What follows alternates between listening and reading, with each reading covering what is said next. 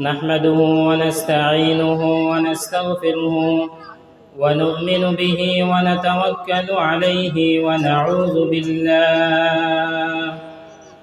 ونعوذ بالله من شرور أنفسنا ومن سيئات أعمالنا. من يهده الله فلا مضل له ومن يضلله فلا هادي له، وأشهد أن لا إله إلا الله وحده لا شريك له، وأشهد أن سيدنا ومولانا محمدا عبده ورسوله الذي أرسله بالحق بشيرا ونذيرا وداعيا إلى الله بإذنه سراجا وقمرا منيرا. أما بعد فقد قال الله تبارك وتعالى في كلامه المجيد وفرقانه الحميد: أعوذ بالله من الشيطان الرجيم. بسم الله الرحمن الرحيم. وإذا بشر أحدهم بالأنثى ظل وجهه مسودا وهو كظيم يتوارى من القوم من سوء ما بشر به أيمسكه على هون أم يدسه في التراب ألا ساء ما يحكمون. وقال النبي صلى الله عليه وسلم: إن الله حرم عليكم عقوق الأمهات ووأد البنات، أو كما قال عليه الصلاة والسلام. وقال الله تبارك وتعالى في كلامه المجيد: إن الله وملائكته يصلون على النبي يا أيها الذين آمنوا صلوا عليه وسلموا تسليما. زلشري فروكا. اللهم صل على محمد وعلى آل محمد كما صليت على إبراهيم وعلى آل إبراهيم إنك حميد مجيد. اللهم صل على محمد وعلى آل محمد كما صليت على إبراهيم وعلى آل إبراهيم إنك حميد مجيد. اللهم بارك على محمد وعلى آل محمد كما باركت على إبراهيم وعلى آل إبراهيم إنك حميد مجيد. الحمد لله. আল্লাহ পাক রব্বুল আলামিনে আজকে রৌশনপুর এলাকাবাসীর জন্য, নারী এবং পুরুষ সবার জন্য কোরআন এবং হাদিসের আলোচনা শোনার সুযোগ করিয়া দিছেন আল্লাহ পাকে।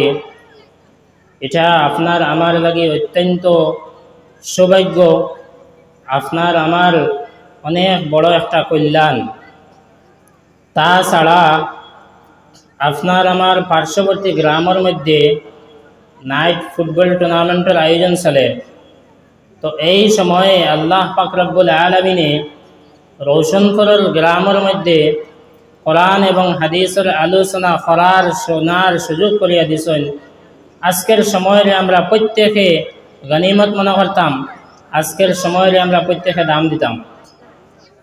আজকের এই সময় আমরা দূর দূরান্ত থেকে উলামায়ে কেরাম হল অনেক পরিশ্রম করে আনিয়া আমরা যদি মাহফিলের মধ্যে মানুষ আই না, মাহফিলের মধ্যে যদি বই না, তাহলে মাহফিলের আর ওয়াজের সৌন্দর্য নষ্ট হয়ে যাব। এর লাগি আমরা এলাকার গ্রামের মুরব্বিয়ানে আজাম, যুবক বৃন্দ সবাই আমরা মাহফিলের মধ্যে আইয়া উপস্থিত হইলাম। আল্লাহ পাক রব্বুল আলামিনে মানব জাতিরে এই জমিনের মধ্যে সৃষ্টি করছেন। মানব জাতিরে আল্লাহ পাক রব্বুল আলামিনে অনর্থকভাবে ফাটাইছেন না। মানব জাতিরে ফাটানির পিছনে আল্লাহ পাক রব্বুল আলামিনের কারণ আছে। আর এই দুনিয়াও আল্লাহ পাক রব্বুল আলামিনে অনর্থক ফাটাইছেন না। এই দুনিয়ারে বেকারভাবে আল্লাহ পাকে চালাইতরা না। আল্লাহ পাক রব্বুল আলামিনে ফরমায়, মা খালাকনাস সামাওয়াতি ওয়াল আরদা ওয়ামা বাইনাহুমা ইল্লা বিল হাক্কি ওয়া আজালিম মুসাম্মা।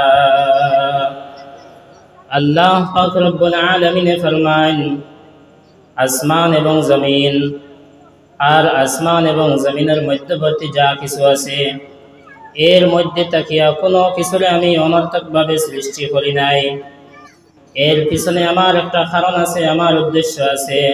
ইল্লা বিল হাক্কি, নিশ্চয় আমার কোনো কারণে, নিশ্চয় আমার কোনো উদ্দেশ্যে আমি সৃষ্টি করছি।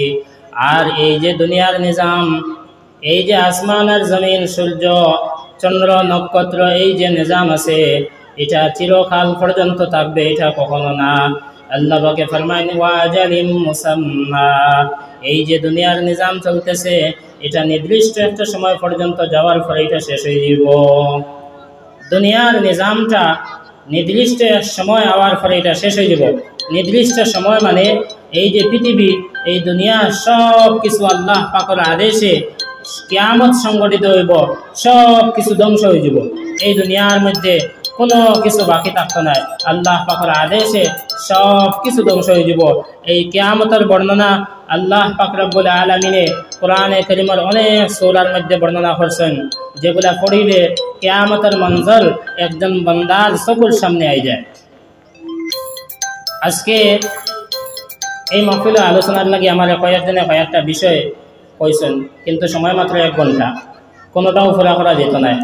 দেখা যাক ইনশাআল্লাহ, যেহেতু মাহফিলে মানুষ অনেক কম আর একটা ওয়াজরে উদ্দেশ্য করিয়া প্রত্যেক ঘরের মধ্যে, প্রত্যেক বাড়ির মধ্যে দেখা যায় যে কুটুম খেস বেটি মানুষ যারা আছেন তারা বাড়ির মধ্যে আইন, কেউর বাবার বাড়ি, কেউর ভাইয়ের বাড়ি, কেউর চাচার বাড়ি, কেউর নানি বাড়ি, এইভাবে তারা আইন ওয়াজরে উদ্দেশ্য করিয়া কিছু ওয়াজ তাকে লওয়ার লাগে। তো ইনশাআল্লাহ চেষ্টা করবো আজকে আমি আলোচনার মাধ্যমে কিছুটা হইলেও নারীর বিষয়টা, একজন নারীর বিষয় আলোচনা কিছুটা আমি সামনে রাখবো। আর আমরা যারা উপস্থিত আছি মাহফিলের মধ্যে, মাহফিলের সৌন্দর্য হইল আমরা মাহফিলে জমিয়া বইতাম, মাহফিলে আগ বাড়িয়া বইতাম, জমিয়া বইতাম। এর লাগে মুরব্বিয়ানে আজাম হল আপনারা কষ্ট দিতাম চাইয়ার না। আমরা যুবক যারা পিছনে আছি আমরা একটু দয়া করি, আমরা আগ বাড়িয়া বই যাই। এর মাহফিলের সামনে যারে উদ্দেশ্য করে কথা হওয়া হইতো, একজনও বালা দুইজনও বালা, আমরা সুন্দর শৃঙ্খলায় যদি বই যাই তাহলে আলোচনা করতে আমরা সুবিধা হয়। আমরা যে কথাগুলো কইতাম এটা কোনো টেপ রেকর্ড করা নাই, এটা আপনার উপরে নির্ভর করবো আল্লাহ পাকের তৌফিকে। আমরা বয়ার শৃঙ্খলা, মজলিসের সুন্দর শৃঙ্খলা যদি আমরা বজায় রেখে বই তাহলে আলোচনাগুলো ভালো হয়। এর লাগে আমরা এই কথা খেয়াল করবো। আর সামনে যে সমস্ত ছোটো বাচ্চারা আছো, তুমি তাই কথাবার্তা করবাই না, আওয়াজ করবাই না, তোমার আওয়াজগুলো মাইকের মধ্যে আইয়া উঠে যায়। তো আল্লাহ পাক রব্বুল আলামিনে এই জমিনের মধ্যে মানব জাতিকে সৃষ্টি করার পূর্বে আল্লাহ পাক রব্বুল আলামিনে ফেরেশতার কাছে এই কথাটা জানাইলা যে আমি জমিনের মধ্যে এমন এক জাতি সৃষ্টি করতে চাই যেই জাতিরে আমি ইবাদতের কারণে সৃষ্টি করিয়ার। ফরিস্তায় আল্লাহ পাকরে পরামর্শ হিসাবে কইলা যে যারারে তুমি জমিনে সৃষ্টি করতা আমরা তাহা সত্ত্বে তারা জমিনের মধ্যে যাইবা, মায়ের ডাঙ্গা করবা, খুন খারাপি করবা, এরারে সৃষ্টি করার প্রয়োজন নাই, আমরা তোমার ইবাদত করিয়ার। তো আল্লাহ পাক রব্বুল আলামিনে তারার জবাবের মধ্যে ফরমাইলা, আমি যেটা জানি এটা তুমি তাই জানো না, আমার বান্দা হলে আমার ইবাদত করবা, এটা আল্লাহ পাক রব্বুল আলামিনে সেই সময় অবগত আসলা। তো ইলা আল্লাহ পাকর বান্দা হল তাহবা যারা তাম ফিতনার জমানার মধ্যেও চতুর্দিকে ফিতনা থাকা সত্ত্বেও কিছু মানুষ ইবাদতের মধ্যে তাহবা, এর লাগি আল্লাহ পাক রব্বুল আলামিনে ফরিস্তার মাত্রে না লইয়া তাইন তানোর কাম করিয়া গেছেন, আদম রে বানাইছেন। আল্লাহ পাক রব্বুল আলামিনে হযরত আদম আলাইহিস সালাতু ওয়াস সালাম রে সৃষ্টি করিয়া হযরত আদম আলাইহিস সালাতু ওয়াস সালাম থেকে হযরত হাওয়া আলাইহিস সালাম সৃষ্টি করলা। এই দুই জাতিরে আল্লাহ পাক রব্বুল আলামিন মানব জাতিকে দুই জাতে বিভক্ত করলা, পুরুষ এবং নারী। মানব জাতিরে আল্লাহ পাক রব্বুল আলামিনে দুই জাতে বিভক্ত করছেন, পুরুষ এবং নারী। কিন্তু ইসলামের আগে, আল্লাহর রাসূলের আগে যে যুগ আসলো, আমরা যেই যুগরে জাহিলিয়তের যুগ কই, এই যুগটা এত জাহিলিয়তের যুগ ছিল, এত বর্বরতার যুগ ছিল, এত নাদানি আর এত অজ্ঞতার যুগ ছিল, যেই যুগে একজন কন্যা সন্তান জন্ম নেওয়াটাও অপরাধ আসলো। সেই যুগে ইসলাম আসার পূর্বে আল্লাহর রাসূল সাল্লাল্লাহু আলাইহি ওয়াসাল্লামের যুগে, সেই যুগের মানুষের ঘরে যদি কোনো কন্যা সন্তান জন্ম নিত, তাহলে ওই সময় ওই কন্যা সন্তানের পিতার জন্য বহুত বড় ভয়ানক লজ্জা হইত। আল্লাহর রাসূলের যুগে, ইসলামের আগে কোনো মেয়ে সন্তান জন্ম নেওয়াটাও অপরাধ আসলো। এই কথাটা আল্লাহ পাক রব্বুল আলামিনে ফরমান, وَإِذَا بُشِّرَ أَحَدُهُم بِالْأُنثَى ظَلَّ وَجْهُهُ مُسْوَدًّا وَهُوَ كَظِيمٌ। তাদের মধ্যে থেকে যখন কাউকে মেয়ে সন্তান, কন্যা সন্তানের সুসংবাদ দেওয়া হতো, তখন তার চেহারা কালো হয়ে যেত। তারার মধ্যে থেকে কোনো মানুষের যখন কোনো মেয়ে সন্তান জন্ম নিছে, এই কথাটা খবর পৌঁছানি হইতো, তখন তার চেহারা কালো হয়ে যেত। আল্লাহ পাক রব্বুল আলামিনে এই আয়াতের মধ্যে শুধুমাত্র খবর কইছেন না, বরং এটারে সুসংবাদ কইছেন। মেয়ে সন্তান জন্ম নেওয়াটা, মেয়ে সন্তানের বাবা হওয়ারে আল্লাহ পাক রব্বুল আলামিনে শুধুমাত্র খবর কইছেন না, এটারে সুসংবাদ, বালা খবর কইছেন। কিন্তু তা সত্ত্বেও তারার অবস্থা কি? যাল্লা ওয়াজহুহু মুসওয়াদ্দান ওয়া হুয়া কাযীম। তার চেহারা কালো হয়ে যেত।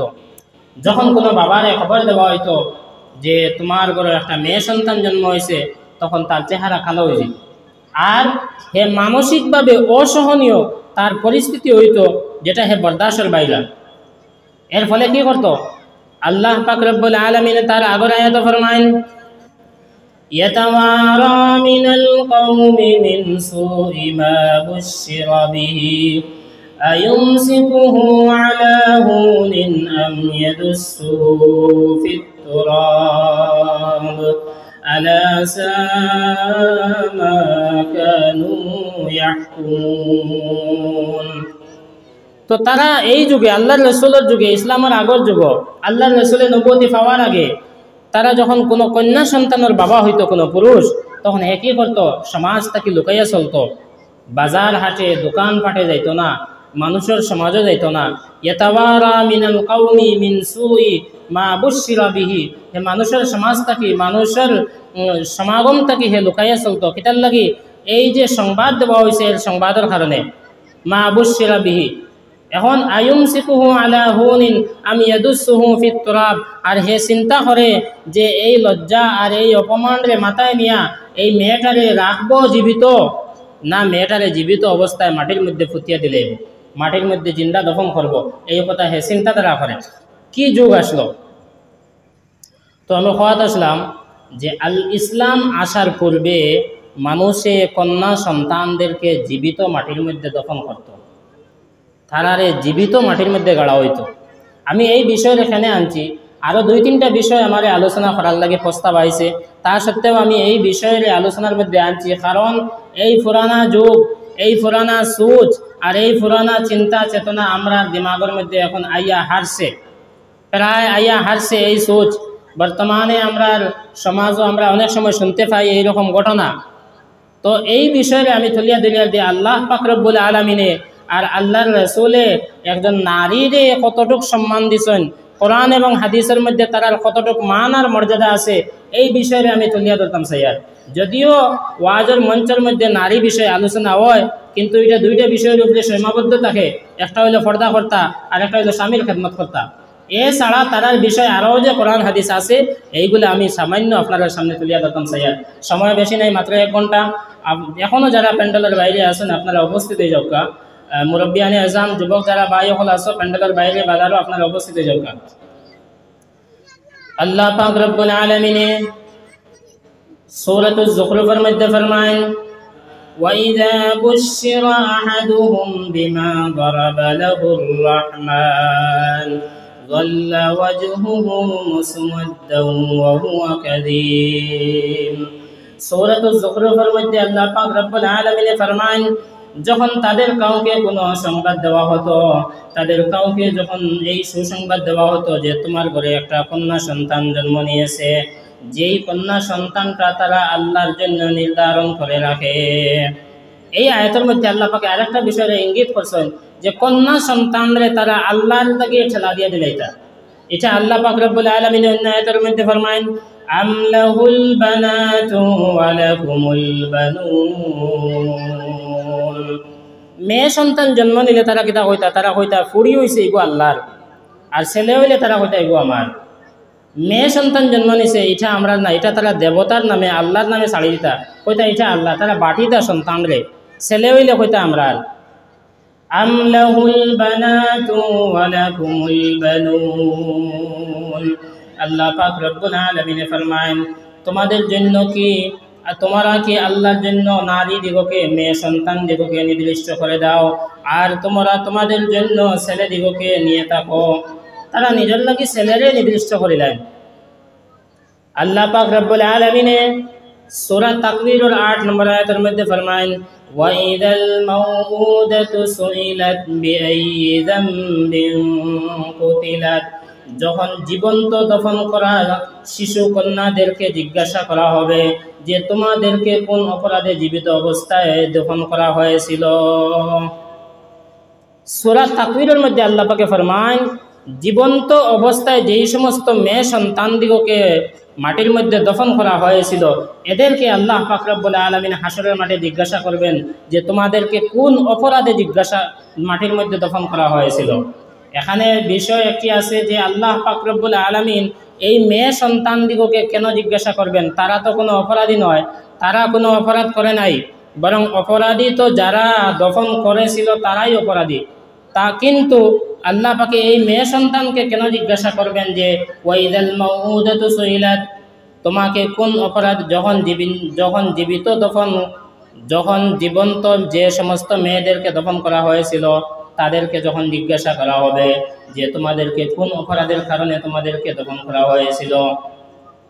তো বুঝার বিষয় হইল আল্লাহ পাক তারার প্রতি এত বেশি নারাজ হইবা, এত বেশি অসন্তুষ্ট হওয়ার কারণে যারা জীবন্ত অবস্থায় কন্যা সন্তানদিগকে দফন করছেন এরারে আল্লাহ পাকে তারার দিকে চাইতাও না, তারার লগে মাতিতাও না। এত বেশি নারাজ হইবা তারার উপরে যে তারার ভাই চাইতাও না, তারার লগে মাতিতাও না। তারার লগে না মাতিয়া ও ছোট্ট যে মেয়েটারে দফন করা হয়েছিল জীবিত অবস্থায়, ও মেয়েরে জিগাইবা তোমার এখানে দফন করা হয়েছিল। যেখানের কথা আসলো তারে যে তুমি এখানে দফন করলে, তারে জিগাইতা না আল্লাহ পাকে। এর কারণ হইল এই খামটা এত ঘৃণিত এক খাম, এত জঘন্য এক পাপ, যার কারণে আল্লাহ পাকে তার ভাই চাইতাও না, তার লগে কথাও হইতা না। আল্লাহ পাক রব্বুল আলামিন সূরা বনি ইসরাঈলের 31 নম্বর আয়াতের মধ্যে ফরমায়েন, ওয়ালা তাকতুলু আওলাদাকুম মিন ইমলাক ওয়ালা তাকতুলু আওলাদাকুম মিন খাশিয়াতি ইমলাক নাহনু নারযুকুহুম ওয়া ইয়্যাকুম إن قتلهم كان خطأ كبيرا আল্লাহ পাক রব্বুল আলামিন বলেন ওয়ালা তাকতুলু আওলাদাকুম মিন খাশিয়াতি ইমলাক তোমরা দারিদ্রতার ভয়ে রিজেকের ভয়ে অভাব অনটনের ভয়ে তোমরা মেয়ে সন্তান দিবকে তোমাদের সন্তান দিবকে তোমরা হত্যা করবা না নাহনু নারযুকুহুম ওয়া ইয়্যাকুম আমি তাদেরও রিজিক দিব আর আমি তোমাদেরও রিজিক দিতেছি আমি তোমাদেরও রিজিক দিতেছি আর আমি তাদের রিজিকও আমি প্রদান করব ইন্না কাতলাহুম কানা ফিতান কাবীরা নিশ্চয় এই শিশু কন্যা দিবকে হত্যা করা বহুত বড় জঘন্য পাপ আল্লাহ পাকে ফরমাইন তোমরা শিশু কন্যা সন্তান যে সমস্ত যারা আছেন এরারে তোমরা হত্যা করিও না এরারে কাতল করিও না রিজেকের ভয়ে বিয়া শাদী কিভাবে দিবায় এদের 18-20 বছর লালন পালন করা লাগবো এরার খরচ বহন করা লাগবো এই সমস্ত ভয়ে ইতারে হত্যা করিও না ইতারে কাতল করিও না কারণ তোমরা রিজেক আমি দিতাম পারি আর আমি দিয়ার তাহলে তারার রিজেকও আমি দিমু ইন্না কাতলাহুম কানা খিতান কাবীরা নিশ্চয় এই শিশু কন্যা দিগকে হত্যা করা বহুত বড় জঘন্য একটা পাপ বহুত বড় পাপ আল্লাহ পাক রব্বুল আল্লাহর রাসূল সাল্লাল্লাহু আলাইহি ওয়াসাল্লাম ফরমায়েন ইন্নাল্লাহা হাররামা আলাইকুম হুকুকাল উম্মাহাত ওয়া ওয়া'দাল বানাত হযরত মুগীরা ইবনে শুবা রাদিয়াল্লাহু তাআলা আনহু থেকে বর্ণিত আল্লাহর রাসূল সাল্লাল্লাহু আলাইহি ওয়াসাল্লাম ফরমায়েন আল্লাহ পাক রব্বুল আলামিন তোমাদের উপরে হারাম করে দিয়েছেন ইন্নাল্লাহা হাররামা আলাইকুম হুকুকাল উম্মাহাত আল্লাহ তাআলা তোমাদের উপর হারাম করে দিয়েছেন মার নাফরমানি করবা না মার অবাধ্যতা করবা না ওয়া ওয়া'দাল বানাত আর মেয়ে সন্তান দিগকে জীবিত অবস্থায় দফন করবা না মেয়ে সন্তান দিগকে জীবিত অবস্থায় দফন করবা না মেয়ে সন্তান দিগকে তোমরা জীবিত অবস্থায় দফন করবা না এটা বহুত বড় জঘন্য পাপ আর আল্লাহ তাআলা এটা তোমাদের উপর হারাম করে দিয়েছেন তো ইসলামে এই যুগে যেই যুগের মানুষ মেয়ে সন্তান জন্ম নিয়েছে এই খবর পাওয়ার পরে ওই মেয়ে সন্তানের পিতা মেয়ে সন্তানের বাবা মানুষের সমাজে বাজার হাটে দোকান ফাটে পর্যন্ত যাইতো না মুখ লুকাইয়া চলাফেরা করতো লজ্জার কারণে একমাত্র কারণ কি যে একটা মেয়ে সন্তান জন্ম লইছে সেই যুগে আল্লাহর রাসূল সাল্লাল্লাহু আলাইহি ওয়াসাল্লাম ফরমায়েন মান আলা জারিয়াতাইনি জাআ ইয়াউমাল কিয়ামাতি আনা ওয়া হুয়া আশারা বিআসাবিআহু হাদিস শরীফের মধ্যে আছে আল্লাহর রাসূল সাল্লাল্লাহু আলাইহি ওয়াসাল্লাম ফরমায়েন যে ব্যক্তি দুইটা মেয়েকে লালন পালন করলো দুইটা মেয়ের খরচ বহন করলো দুইটা মেয়েকে বালিগ হওয়া পর্যন্ত অথবা বিবাহ দেওয়া পর্যন্ত লালন পালন করলো তার সমস্ত খরচ বহন করিয়া গেল আল্লাহর রাসূল ফরমান জা ইয়াউমাল কিয়ামাতি আনা ওয়া হুয়া এই হাদিস শরীফের মধ্যে বর্ণনাকারী ফরমান আল্লাহর রাসূল এইভাবে আঙ্গুল দিয়ে ইশারা ফরমাইছেন এইভাবে আল্লাহর রাসূল দুই আঙ্গুলে এখানো করিয়া দাঁড়ো আনিয়া দেখাইছেন যে ওই ব্যক্তি যে ব্যক্তি দুই মেয়েরে দুই কন্যা সন্তানরে লালন পালন করব আর তারার খরচ বহন করব আর তারারে শাদী দেওয়া পর্যন্ত তারার দায়িত্ব আদায় করিয়া যাইব জান্নাতের মধ্যে আইব ওই ব্যক্তি আর আমি এইরকম এত নিকটবর্তী হইবা যে আল্লাহর রাসূলে দুই আঙ্গুল যে এখানো করিয়া দেখাইছেন যে আমরা 10 জন ওলা নিকটবর্তী স্থানের মধ্যে তাকমু জান্নাতের মধ্যে হোক সুবহানাল্লাহ আরো জোরে পড়ো সুবহানাল্লাহ এটা আল্লাহর রাসূলে ও যুগ কইছেন যে এই যুগ মানুষে মেয়ে সন্তান জন্ম নেওয়াটাও অপরাধ মনে করে অন্য হাদিস শরীফের মধ্যে আছে আল্লাহর রাসূল ফরমান মান আলা জারিয়াতাইনি দাখালতু আনা ওয়া হুয়াল জান্নাতা কাহাতাইন এই হাদিস শরীফের মধ্যে আল্লাহর রাসূল ফরমান যে ব্যক্তি দুইটা মেয়েরে দুইটা কন্যা সন্তানরে লালন পালন করব তারার খরচ বহন করিয়া যাইব তারার দায়িত্ব আদায় করিয়া যাইব শাদী হওয়া পর্যন্ত ওই ব্যক্তি আমি আর ওই ব্যক্তি জান্নাতের মধ্যে এইভাবে দাখিল হইব জান্নাতের মধ্যে আমরা এইভাবে নিকটবর্তী অবস্থায় থাকব জান্নাতের মধ্যে আমরা একদম নিকটবর্তী অবস্থায় থাকব তো এটা কত বড় সৌভাগ্য আল্লাহ পাক রব্বুল আলামিনে কোনো ছেলে সন্তানের লাগি আল্লাহ পাক রব্বুল আলামিনে আল্লাহর রাসূলে কোনো হাদিস শরীফের মধ্যে এলা কইছেন না যে কেউ যদি কোনো দুই ছেলে পালন করে, কোনো দুই ছেলের যদি লালন পালন করে, খরচ বহন করে, তাহলে জান্নাত আমরা একসাথে দামো, ইলা আল্লাহর রাসূলে কোনো ছেলের ক্ষেত্রে কইছেন না। শরীয়তের মাসআলা হইল যে একজন বাবার ঘরের মধ্যে যদি একটা ছেলে জন্ম লয় আর একটা মেয়ে সন্তান জন্ম লয়, তাহলে শরীয়তের মাসআলা হইল এই ছেলেটা বালিগ হওয়া পর্যন্ত বাবার দায়িত্ব খায় খরচ বহন করা, আর ছেলে যখন বালিগ হয়ে যাবে তখন বাবার দায়িত্ব থেকে ছেলের খায় খরচ বহন করার দায়িত্ব শেষ হয়ে যায়। এখন ছেলে তার নিজে উপার্জন করিয়া নিজে তার খায় খরচ বহন করত।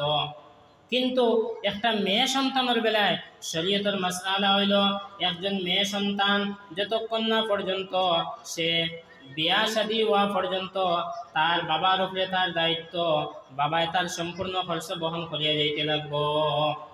এই জায়গার মধ্যে আল্লাহ পাক রব্বুল আলামিনে ছেলে তাকে মেয়েরে বেশি মর্যাদা দিছেন, যে একজন ছেলে তার বাবা তাকে খরচ পাইব হে বালিগ হওয়া পর্যন্ত। প্রাপ্তবয়স্ক বালিগ হওয়ার পরে তার বাবাই যদি তাকে কইন যে আমি আর তোমার খরচ এখন বহন করতে পারতাম না, তুমি তোমার উপার্জন করিয়া তোমার খরচ বহন করো, তাহলে এটা তার অধিকার আছে। আর যদি তার খরচ বহন করিয়া যায় তাহলে এটা ছেলের উপরে দয়া। কিন্তু একটা মেয়ে তার শাদী পর্যন্ত বাবায় তার দায়িত্ব, তার কাপড় চোপড় তার সম্পূর্ণ খায় খরচ বহন করিয়া যাইতে লাগবো। এটা ইসলামে এই অধিকার দিয়েছে একজন নারীরে, একজন মেয়ে সন্তানরে। যদি তার খরচ আদায় করা হয় না, যদি তার খরচ বহন করিয়া যায় না, তাহলে সে এটারে অধিকার হিসাবে, নিজের হক হিসাবে এটারে চাইতে পারে। তারপরে যখন একজন মেয়ে উপযুক্ত বয়সের মধ্যে গিয়া পৌঁছিল, তার শাদীর প্রয়োজন, ঠিক তদ্রূপ একজন ছেলে যখন উপযুক্ত বয়সের মধ্যে গিয়া পৌঁছিল তারও শাদীর প্রয়োজন। দুইজনের প্রয়োজনের কারণে একটা শাদীর, একটা বিবাহর অনুষ্ঠান করা হইল, আয়োজন করা হইল। তো দুইজনের প্রয়োজনের কারণে বিবাহর প্রয়োজন। কিন্তু কোরআন এবং হাদিসের মধ্যে আল্লাহ পাক রব্বুল আলামিন আর আল্লাহর রাসূল সাল্লাল্লাহু আলাইহি ওয়াসাল্লামে একজন ছেলেকে এই কথা বলছেন যে তুমি শাদী করতে হইলে মোহর আদায় করা লাগবো। ছেলের দায়িত্ব হইল হে মোহর আদায় করত। আল্লাহর রাসূল সাল্লাল্লাহু আলাইহি ওয়াসাল্লামে ফরমায়, ইয়া মাশারাশ শাবাব মান ইসতাতাআ মিনকুমুল বাতা ফালিয়াতাযাওয়াজ। আয় যুবকের দল, হে যুবকেরা, তোমাদের মধ্য থেকে যে সামর্থ্যবান হে যেন শাদী করে। তো আল্লাহ রাসূল কইছেন যে সামর্থ্যবান হে যেন শাদী করে। সামর্থ্যবানের দুইটা অর্থ, এর মধ্যে থেকে একটা হইল স্ত্রীর সম্পূর্ণ খরচ বহন করার সামর্থ্য থাকা লাগবে। যদি থাকে না তাহলে শাদী করার অধিকার নাই। তো আল্লাহ পাক রব্বুল আলামিনে আল্লাহর রাসূলে এই ক্ষেত্রেও একজন নারীরে বেশি অধিকার দিছেন, মর্যাদা দিছেন, যে সম্পূর্ণ খায় খরচ, সম্পূর্ণ তার দায় দায়িত্ব অন্যর উপরে দিয়া দিলেছেন, তার নিজে উপার্জন করার, পরিশ্রম করার কোনো প্রয়োজন নাই। আল্লাহ পাক রব্বুল আলামিন ফরমান, আশিরুহুন্না বিল মারুফ, ভালোভাবে সুন্দরভাবে তাদের সাথে তোমরা বসবাস করো। স্বামী অখলরে আদেশ করিতে আল্লাহ পাকে যে তোমরা তাদের সাথে ভালো ব্যবহার করো, সুন্দরভাবে বসবাস করো। আবার ওই সূরার মধ্যে ফরমায়, আতুন নিসা সাদাকাতিহিন্না নিহলা, তোমরা তোমাদের স্ত্রীগণের মোহরটা সন্তুষ্টির সহিত আদায় করো। স্ত্রীর মোহর দে সন্তুষ্টি লগে রাখিয়া, অর্থাৎ রাজি খুশি অবস্থায় তোমার স্ত্রীর প্রাপ্য হক মোহর দে তুমি আদায় করো। স্বামীর প্রতি আল্লাহ পাকের আদেশ। যদিও দুইজনের প্রয়োজনে বিবাহ হয়েছে, কিন্তু ইসলামে একজন ছেলেকে, একজন পুরুষকে আদেশ দেয় যে তুমি মোহর আনা আদায় করো। মোহর এমন একটা গুরুত্বপূর্ণ বিষয়, এমন এক গুরুত্বপূর্ণ বিষয়, কোনো পুরুষ এবং কোনো নারী তারা দুইজনে যদি আপুসের মধ্যে এই কথা আপুস করিলেন যে আমরা দুইজনে শাদীর বিবাহ বন্ধন করব, কিন্তু আমরা কোনো মোহর আনার কোনো দরকার নাই। মেয়ে যদি কয় আমার কোনো মোহরের প্রয়োজন নাই, তুমি মোহর দেওয়া লাগতো না, তবুও বিবাহ ফলানির লগে লগে নির্দিষ্ট একটা মহর গিয়া ফিট হয়ে দিব। এটা আল্লাহর রসুল তাকে দেওয়া একটা হক নারী জাতির লাগি, খুব গুরুত্বপূর্ণ একটা বিষয়। কিন্তু আমরা সমাজ এই মহর তাকিয়া মহরের বিষয়ে আমরা খুব বেশি অবহেলিত অবস্থায় রাখছি। জাস্ট বিবাহের মধ্যে প্রথমে অলঙ্কারের মধ্যে যে পয়সা যায়, এই পয়সা ছাড়া আমরা মহর আর খুব বেশি মানুষে আদায় করি না, আদায় করার লাগি গুরুত্বও দেই না। এমনকি বয়স যাইতে যাইতে 60-65-70 গিয়া মারা পর্যন্ত যায়, তার পক্ষে মহর আদায় করা সম্ভব হয় না। কিতার লাগি? এটার প্রতি গুরুত্ব নাই। আর আল্লাহ পাকে ফরমান আতুন নিসা সাদাকাতিহিন্না নিহলা, তুমি তোমার তার নারী দিগকে, তোমার তার স্ত্রীরে মহর দেও, তুমি খুশি অবস্থায়, রাজি খুশি অবস্থায়। তারপরে এখানে শেষ নাই, আপনি যদি মহর সম্পূর্ণ নগদ অবস্থায় দিলেন নারীর কাছে হাতের মধ্যে সমঝাইয়া, তারপরের দিন যদি আপনি এখান থেকে কিছু টাকা ধার চান অথবা কোনো প্রয়োজনের কারণে যদি কিছু টাকা আপনি চান, আর আপনার স্ত্রী যদি আপনাকে দেওয়ার লাগে অস্বীকার করেন, তাহলে আপনার এক পয়সার অধিকার নাই, আপনি কোনো চাপ সৃষ্টি করতে পারেন না। আপনি কোনো চাপ সৃষ্টি করতে পারতেন না যে কালকে এক সপ্তাহ আগে আমি এই টাকা দিলাম আর আজকে আমার এই টাকা 5,000 10,000 তুমি দিতে না কেন, কোনো চাপ সৃষ্টি করা যেত না। এতটুকু অধিকার আল্লাহ পাক রব্বুল আলামিন দিয়েছেন, আল্লাহর রাসূলে দিয়েছেন। তারপরে শুধুমাত্র মহর না, ইসলামের নিয়ম অনুসারে একজন স্বামীর উপরে দায়িত্ব হয় তার স্ত্রীর বাসস্থান, রইবার জায়গা, খাওয়ার ব্যবস্থা, কাপড় পরিধানের ব্যবস্থা, সন্তানের সম্পূর্ণ দায়িত্ব, সন্তানের সম্পূর্ণ খরচ, এইসব কিছু আল্লাহ পাক রব্বুল আলামিনের স্বামীর উপরে দিছেন। স্ত্রীর উপরে কোনো দায়িত্ব আল্লাহ পাকে দিছেন না। আল্লাহ পাকে এতটুকু মর্যাদা দিছেন, আল্লাহ রাসূলে এতটুকু মর্যাদা দিছেন যে তারার এই কোনো দায়িত্ব দিছেন না, দায়িত্ব তাকে মুক্ত করে দিছেন। কিন্তু বর্তমান সমাজে নাস্তিক যারা আছেন তারা মানুষকে বিভ্রান্ত করে যে নারীর ইসলামে কোনো মর্যাদা দিছে না, ইসলামে কোনো অধিকার দিছে না। অথচ ইসলামে নারীর যে মর্যাদা দিছে, ইসলামে নারীর যে অধিকার দিছে, দুনিয়ার মধ্যে আর কোনো ধর্ম আর কোনো কিতাবে দিতে পারে না, একমাত্র আল্লাহর রাসূলে দিছে। কিন্তু আজকে আমরা এই মর্যাদা নারীরাও বোঝার মধ্যে নাই, আর আমরা পুরুষ যারা আছি আমরাও জানি না, বুঝি না। তো আমি আজকে আপনাদের প্রত্যেকের মধ্যে এই কথা পৌঁছাইতে চাই। আর আপনি বিবাহ করছেন 20 বছর হয়েছে, 30 বছর হয়েছে, 40 বছর হয়ে গেছে, 50 বছর হয়ে গেছে, আপনি এখন পর্যন্ত মহারানা আদায় করতে পারছেন না। আপনি মনে করবা না, আপনি এটার লাগে নিশ্চিন্তা হইবা না যে মরার বাদে মানুষে মাফ চাওয়াই লইবা আর আপনার স্ত্রী মাফ করে দিলেইবা। আপনি যতটুকু সম্ভব আপনার মহারানা আদায় করিয়া আপনি আপনার বিবির হাতের মধ্যে সমঝাইয়া দিলকা। এটা আপনার বিবির হক নয়, আল্লাহ রাসূলের পক্ষ থেকে নির্ধারিত করা একটা হক। প্রত্যেকের এটা পৌঁছাইতে লাগবো। আমরা সমাজ হয়েছে যে বিবির মহর রাখিয়া মারা গেছেন, তখন খেওর সামনে আনিয়া, বেটির সামনে আনিয়া বা ওখানে যেখানে দাবি দেবা তাহলে ছাড়বা, তখন রুম ভরা মানুষ, চতুর্দিকে মানুষ, বেটিয়ে মজবুর হইয়া দাবি ছাড়ে। এটা তো সন্তুষ্টির মধ্যে নাই। বেটিয়ে রাজি খুশি অবস্থায় ছাড়িল, এটা তো আপনি বুঝতে পারলেন না। এর লাগি আমরা জীবিত থাকা অবস্থায়, খেলে আমরা মরার পরে মহর দিয়ে মাফ করাই লইতাম, জীবিত থাকা অবস্থায় মহর দেওকা, যা দিছেন, যা বাকি রয়েছে তা দেওয়ার চেষ্টা করুকা। এটা আল্লাহর রাসূলের পক্ষ থেকে দেওয়া একটা নারী জাতির হক, নারী জাতির অধিকার। তারপরে আল্লাহ পাক রব্বুল আলামিনে কোরআনে কারীমের মধ্যে ফরমায় ওয়া খালাকনাকুম আজওয়াজা, আর আমি তোমাদেরকে জোড় জোড় অবস্থায় সৃষ্টি করেছি, তোমাদেরকে আমি জোড়া জোড়া ভাবে সৃষ্টি করেছি। এরপরে আল্লাহ পাক রব্বুল আলামিন ফরমায় ইন্না খালাকনাকুম মিন যাকারিন ওয়া উনসা, আমি তোমাদেরকে সৃষ্টি করছি একজন পুরুষ আর একজন নারী থেকে, হযরতে আদম আর হযরতে হাওয়া আলাইহিস সালাম থেকে। হাওয়া আলাইহিস সালাম থেকে দুইজন, একজন আদম আলাইহিস সালাম আর একজন হাওয়া আলাইহিস সালাম, এই দুইজনের মাধ্যমে আমি সমস্ত মানব জাতিকে সৃষ্টি করছি। তো এই ক্ষেত্রে আল্লাহ পাক রব্বুল আলামিনে নারী জাতিকে আলোক করছেন না। তারপরে আল্লাহ পাক রব্বুল আলামিনে ফরমান মান আমিলা সালিহাম মিন যাকারিন আও উনসা ওয়া হুয়া মুমিনুন ফালানুহইয়ান্নাহু হায়াতান তাইয়্যিবা। মান আমিলা সালিহাম মিন যাকারিন আও উনসা, যে কেউ কোনো ভালো কাজ করলো, আমলে সালেহা করলো, মিন যাকারিন আও উনসা, চাহে পুরুষ হোক অথবা নারী হোক, তো আমি কি করবো? ফালানুহইয়ান্নাহু হায়াতান তাইয়্যিবা, আমি পাক পবিত্র এক জিন্দেগি দিব যেটা জান্নাতের মধ্যে। এখানে আল্লাহ পাক রব্বুল আলামিনে নারী পুরুষ সবার কথা উল্লেখ করছেন যে আমি সবার এইরকম একটা জিন্দেগি দিব।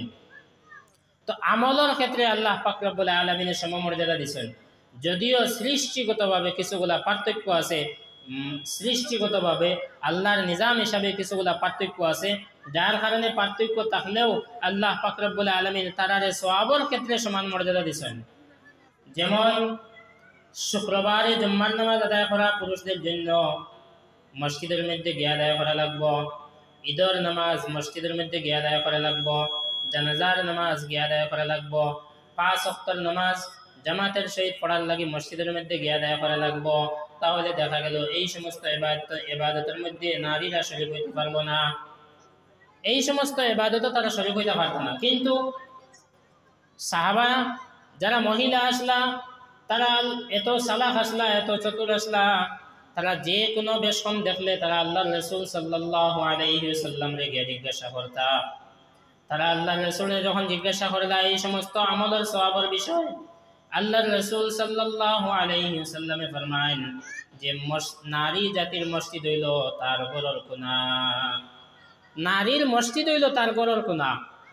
পুরুষে মসজিদের মধ্যে জমাতের সহিত নামাজ পড়িয়া যে সওয়াব পাইব, একজন নারী গরর মধ্যে বইয়া নামাজ পড়িয়া পুরুষের সমান সওয়াব পাইব। তো এই ক্ষেত্রেও আল্লাহ পাক রব্বুল আলামিনে নারী জাতির মর্যাদা দিয়েছেন, তারা এই ক্ষেত্রেও কি হয়েছে, তারা অগ্রাধিকার দেওয়া হয়েছে, পুরুষের সমান অধিকার নাই বরং অগ্রাধিকার দেওয়া হয়েছে।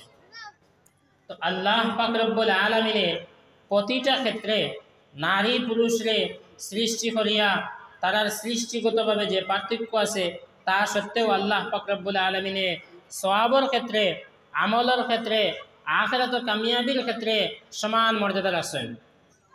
হযরতে উম্মে সালামা রাদিয়াল্লাহু তাআলা আনহা নামে একজন সাহাবী মহিলা, তাই একদিন আল্লাহর রাসূল সাল্লাল্লাহু আলাইহি ওয়াসাল্লামের কাছে গেলা, গিয়া জিজ্ঞাসা করলা, ইয়া রাসূলুল্লাহ, কোরআন শরীফের মধ্যে আমরা দেখতে পাই অনেক আয়াত যেগুলোর মধ্যে পুরুষদেরকে সম্বোধন করিয়া অবতীর্ণ করা হইল, অথচ আমরা নারীরা এই সমস্ত আয়াতের মধ্যে আমরা কথা কেন উল্লেখ করা হইল না?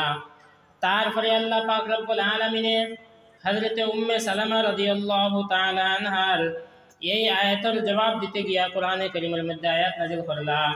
আয়াত নাজিল করিয়া যে আয়াতের মধ্যে আল্লাহ পাক রব্বুল আলামিনে নারী পুরুষের প্রত্যেক আয়াতের মধ্যে সমান সমানভাবে জিকির করিয়া আল্লাহ পাক রব্বুল আলামিনে এই আয়াতের মধ্যে নারী জাতির মর্যাদারে আরো বাড়াইয়া দিলা।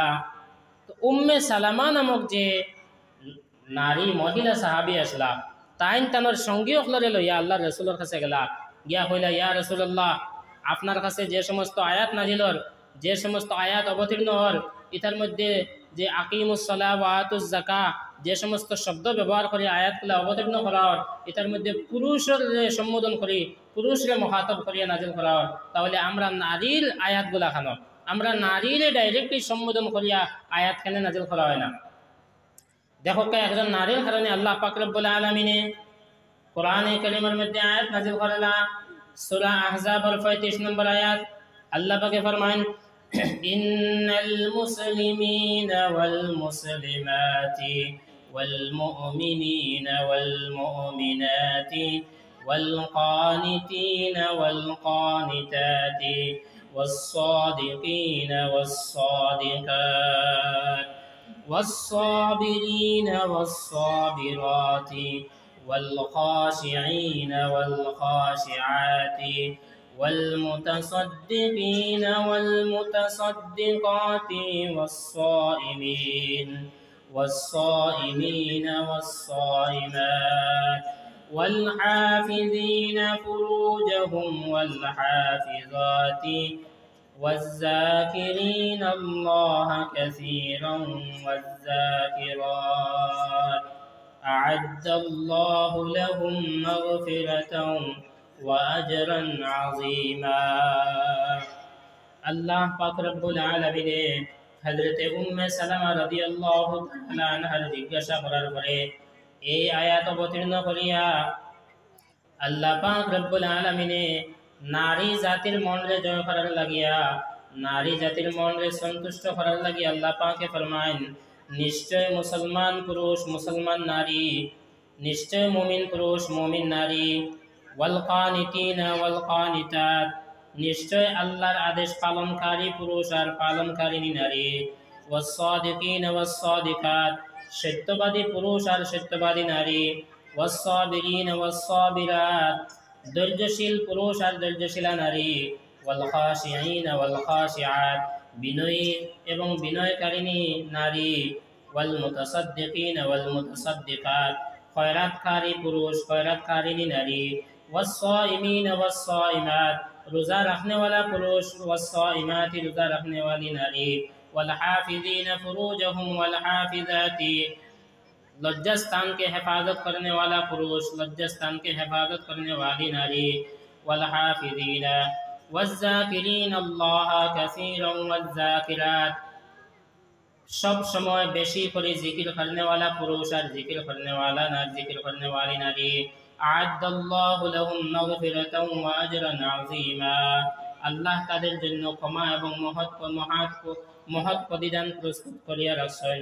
আল্লাহ পাক রব্বুল আলামিন এই সব আয়াতের মধ্যে, এই সব শব্দের মধ্যে নারী জাতির মন সন্তুষ্টির লাগে, নারী জাতির মন জয় করার লাগে আল্লাহ পাক রব্বুল আলামিন আয়াত নাজিল করিয়া তারার মন রে জয় করলা। আর এই আয়াতের মধ্যে প্রত্যেক ক্ষেত্রে আল্লাহ পাক রব্বুল আলামিন প্রত্যেক আমলের ক্ষেত্রে একজন নারী আর একজন পুরুষের কথা জিকির করিয়া শেষে আল্লাহ পাক রব্বুল আলামিন ফরমায়েন, আ'আদ্দাল্লাহু লাহুম মাগফিরাতাও ওয়া আজরান আযীমা, আল্লাহ পাকে তাদের জন্য দুইটা বস্তু রাখছেন, একটা হইল মাগফিরাত যা ক্ষমা, আল্লাহ পাকে সবাইকে ক্ষমা করবা, আর আজরান আযীমা তারার লাগে বহুত বড় প্রতিদান, তারার লাগে বদলা রাখবা। তো আল্লাহ পাক রব্বুল আলামিন কোনো ক্ষেত্রে ইসলামের মধ্যে আল্লাহর রাসূলে নারীদেরকে পিছনে রাখছেন না, শিক্ষার ক্ষেত্রে হোক যে কোনো ক্ষেত্রে হোক, ইসলামের আগ বাড়াইবার ক্ষেত্রেও নারীর অবদান। আল্লাহর রাসূল সাল্লাল্লাহু আলাইহি ওয়াসাল্লামের কাছে যখন প্রথম দিকে ওয়াহি আসা আরম্ভ হইল, আল্লাহর রাসূল সাল্লাল্লাহু আলাইহি ওয়াসাল্লামের কাছে হযরতে খাদিজাতুল কুবরা রাদিয়াল্লাহু তাআলা আনহা তানোর সমস্ত ধন সম্পত্তি আল্লাহর রাসূলের হাতের মধ্যে সমঝাইয়া দিলা। হযরতে খাদিজা রাদিয়াল্লাহু আনহা তানোর সম্পূর্ণ ধন সম্পত্তি আল্লাহর রাসূল সাল্লাল্লাহু আলাইহি ওয়াসাল্লামের হাতের মধ্যে সমঝাইয়া দিলাইছেন। ইহা তককে শেষ পর্যন্ত তানোর এক গোলাম আসলা, এই গোলাম পর্যন্ত হযরতে খাদিজা নিজের কাছে না রাখি আল্লাহর রাসূলের হাতের মধ্যে সমঝাইয়া দিলা। শেষ পর্যন্ত একজন গোলাম আসলা বাকি, এই গোলামরেও হযরতে খাদিজা আল্লাহর রাসূলের হাতের মধ্যে সমঝাইয়া দিছেন।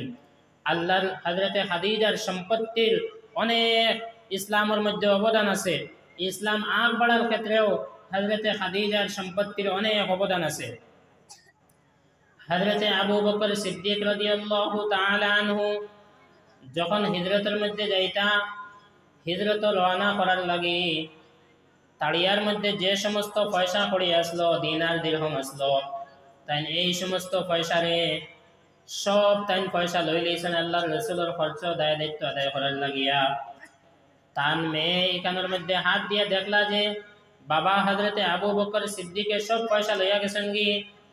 হযরতে আবু বকর সিদ্দিকের বাবা আসলা অন্ধ। হযরতে আবু বকর সিদ্দিক রাদিয়াল্লাহু তাআলা আনহুর মেয়ে হযরতে আসমা কি করলা, দিনার আর দিরহামের সমান সমান কিছু পাথর নিয়ে ওই জায়গার মধ্যে রাখিয়া দিলা, আর পাথর রাখিয়া কাপড় দিয়ে ঢাকিয়া রাখছেন।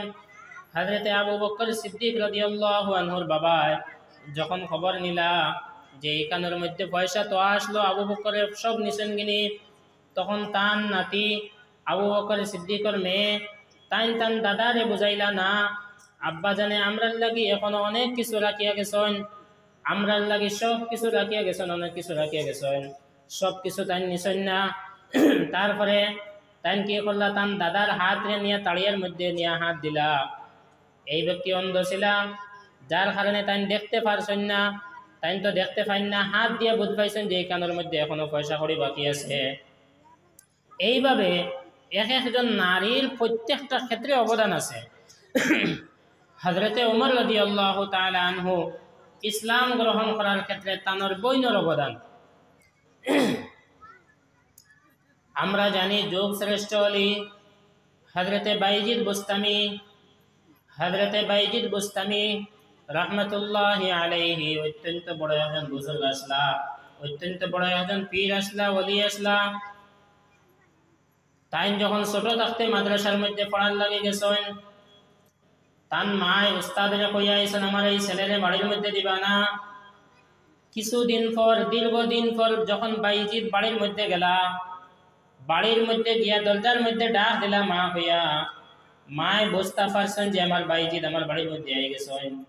কিন্তু মাদ্রাসা খোলা থাকা অবস্থায়, পড়া চলাকালীন অবস্থায় বাইজিদ বাড়ির মধ্যে আসার কারণে মায় কইছেন তুমি খেয়ে ডাকরায়, আমি তোমারে চিনি না, আমার ছেলে বাইজিদ সে তো মাদ্রাসার মধ্যে পড়াশোনা করে, তুমি কোন বাইজিদ তোমারে আমি জানি না, তোমার পরিচয় আমার কাছে নাই, তুমি এখান থেকে সরিয়া যাও গে, আমার বাইজিদ মাদ্রাসার মধ্যে পড়াশোনা করে, তুমি এখানের মধ্যে আর উবাইও না। বাইজিদ সারা রাত বারিন্দার মধ্যে উবাদ, মায় দরজা খুলেন না। শেষ পর্যন্ত সকাল হওয়ার পরে বাইজিদে বুঝতে পারলা যে আমি পড়া শেষ করিয়া আসার আগ পর্যন্ত মায় আমারে কোনো অবস্থাতে বাড়ির মধ্যে সুযোগ দিতা না, যার কারণে হযরতে বাইজিদ আবার রওনা দিছেন মাদ্রাসার মধ্যে। মাদ্রাসার মধ্যে গিয়া হযরতে বাইজিদে এমন ভাবে পড়াশোনা আরম্ভ করলা যে একবারে পড়ারে শেষ করিয়া বাড়ির মধ্যে আইলা। এই বাইজিদ এত বড় অলি, এত বড় অলি জানে সুলতানুল আরিফিন হিসাবে লকব দেওয়া হয়েছে। তাই তানোর মার কারণে এত বড় অলি হইতে পারলা। আরো যত আউলিয়া কেরাম আছেন তারা প্রত্যেকের পিছনে যদি আমরা দেখি তাহলে একজন নারী জাতির অবদান আছে। হযরতে মঈনুদ্দিন চিশতি রহমতুল্লাহি আলাইহি, মঈনুদ্দিন চিশতি যখন বড় হইলা, একদিন তান কাছে ৭০,০০০ মানুষ মুসলমান হইলা, আর ৭০,০০০ মুসলমানে তানোর হাতের মধ্যে বৈআত গ্রহণ করলা। হযরতে মঈনুদ্দিন চিশতি বাড়ির মধ্যে যাওয়ার পরে একটু খুশি, একটু তাই আনন্দিত হইলা। মায় জিগাইলা ও মঈনুদ্দিন, আজকে তুমি অন্যান্য দিনের থেকে বেশি খুশি লাগে, আজকে তোমার একটু বেশি আনন্দিত দেখা যায়, তার কারণ কি? হযরতে মঈনুদ্দিনে জবাব দিলা ও মা, আজকে ৭০,০০০ মানুষ আমার হাতের মধ্যে মুসলমান হইছেন, আর ৭০,০০০ মুসলমানে আমার হাতের মধ্যে বৈআত গ্রহণ করলা। মায় উঠিয়ে জবাব দেন, ও মঈনুদ্দিন, এটা তোমার আমল নাই, এটা তোমার কোনো ফিরাকি নাই, এটা তোমার কোনো ওলায়তি নাই, এটা আমার ওলায়তি আর আমার ফিরাকি। মঈনুদ্দিনে জিজ্ঞাসা করলাম, মা এত কষ্ট করি আমি ইবাদত করলাম, এত কষ্ট করি আমি নফল রোজা রাখি, নফল ইবাদত করি, আর তুমি কইলা এর পিছনে তোমার অবদান, তোমার আমল, তাহলে একটু খুলিয়া বলো। মঈনুদ্দিন তার মায় বলেন যে তুমি যখন ছোট আসলায় আমি তোমারে একদিনও আমি তোমারে উজু ছাড়া দুধ পান করাইছি না, যার কারণে আজকে তুমি মঈনুদ্দিনে তো বড় হলি। মা কইছেন যে তোমারে আমি ছোট থাকতে কোনোদিন উজু ছাড়া দুধ পান করাইছি না, যার কারণে আজকে তুমি মঈনুদ্দিন তো বড় হলি। তো এটার পিছনে মার অবদান। হযরতে আব্দুল কাদির জিলানী রহমতুল্লাহি আলাইহি যোগ শ্রেষ্ঠ অলি, তো তান পিছনে তান মার অবদান। আরো যত বড় বড় আউলিয়া কেরাম হল আছেন, যত বড় বড় অলি হল আছেন, তারা প্রত্যেকের পিছনে একজন নারী জাতির অবদান আছে। এর লাগে আমরা প্রত্যেকে কি করতাম, আমরা বাড়ির মধ্যে আমরা ঘরের মধ্যে আমলের ব্যবস্থা করতাম। নারী জাতির আমল আখলাক, নারী জাতির চরিত্রে আমরা পরিবর্তন করার চেষ্টা করতাম। তারারে কিভাবে আমরা ইসলামের শিক্ষা পৌঁছাইতাম পারি, কিভাবে তারারে আমরা ইসলামের শিক্ষা দিতাম পারি, এই সব কিছুর ব্যবস্থা আমরা লাগে করা দরকার। আজকে আমরা ভালো সন্তান পাইতে হইলে, হাফিজ পাইতে হইলে, আলিম পাইতে হইলে এই সব কিছু আমরা পাইতে হইলে একজন মার উপরে নির্ভর করব, একজন মার উপরে অবদান করব। এর লাগি আমরা এইসব বিষয়ের উপরে গুরুত্ব দিতাম।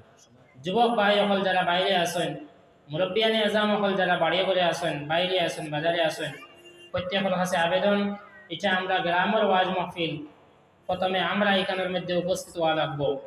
আমরা সর্বপ্রথম এখানে উপস্থিত হইতাম।